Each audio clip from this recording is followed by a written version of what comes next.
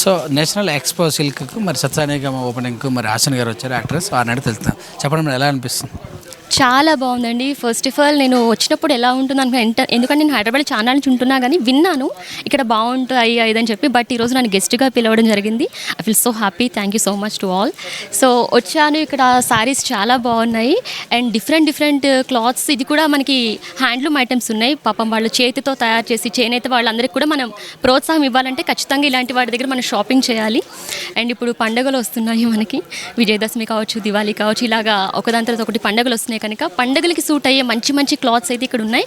నాకు కూడా చాలా బాగా అనిపిస్తుంది. నేను కూడా ఖచ్చితంగా ఇప్పుడు వెళ్ళేటప్పుడు షాపింగ్ చేసే వెళ్తాను. సో ప్రతి ఒక్కరికి కూడా ఇప్పుడు రాబోతుంది కనుక అడ్వాన్స్ హ్యాపీ విజయదశమి శుభాకాంక్షలు. ఎన్ని తీసుకుంటారు ఇప్పుడు మీరు ఇక్కడ? నేనైతే తీసుకుంటాను. ఏ కలర్ ఇష్టపడతారు? నేను నార్మల్గా అయితే ఆరెంజ్ ఇష్టం అండ్ బ్లాక్ ఇష్టం. అఫ్ కోర్స్ లైఫ్ అంటేనే కలర్ఫుల్ కనుక నాకు గర్ల్స్కి అన్ని కలర్స్ కావాలి. ఉన్నవే ఒక డజన్ ఉన్నా ఇంకా ఏదో మిస్ అవుతున్నట్టు ఫీలింగ్ వస్తుంది కనుక చూస్తామండి. నాకైతే అన్నీ నచ్చినాయి బట్ అన్నీ తీసుకోలేం కదా. దగ్గర ఒక డజన్ అయితే నేను షాపింగ్ చేయాలనుకుంటున్నాను శారీస్ అయితే. ఒక టాపిక్, ఎన్ని చీరలు ఉన్నా కానీ నైటీ అనేది ఎక్కువ వేసుకుంటారు కదా అని అంటారు. దీని గురించి అది లేడీస్ సీక్రెట్ అండి, యాక్చువల్లీ చెప్పకూడదు.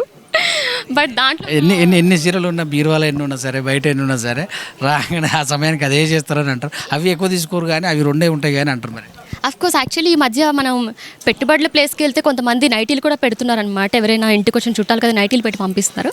బట్ అది మన సాంప్రదాయానికి సంస్కృతికి కరెక్ట్ కాదని నా ఒపీనియన్. వేసుకోవచ్చు బట్ అది నైటీ కనుక నైట్ టైంలో వేసుకుంటే బాగుంటుంది. మనం గౌరవించేది శారీని కనుక మన సాంప్రదాయాన్ని ఎక్కడెక్కడో మెచ్చుకునేది కూడా మన చీర కోసమే, మన పద్ధతుల కోసమే. సో హాఫ్ శారీస్ కావచ్చు ట్రెడిషనల్ వేర్ అనేది ఎప్పటికీ కూడా మార్వెలస్. ఎలాంటి అంటే మీరు ఎలాంటి పట్టి పెద్దగా ఉన్నదా, చిన్న సైజు ఉన్నదా, మీరు ఎలా చూస్ చేస్తారు? అది మన కంఫర్ట్ని బట్టి ఉంటుందండి. ఇప్పుడు మనం వెళ్ళే ప్లేస్కి బట్టి దాన్ని డిజైన్ చేసుకోవాలి. ఇప్పుడు నేను ఇక్కడికి వచ్చింది జస్ట్ ఒక విజిట్ చేయడానికి కనుక నేను ఇలా వచ్చాను.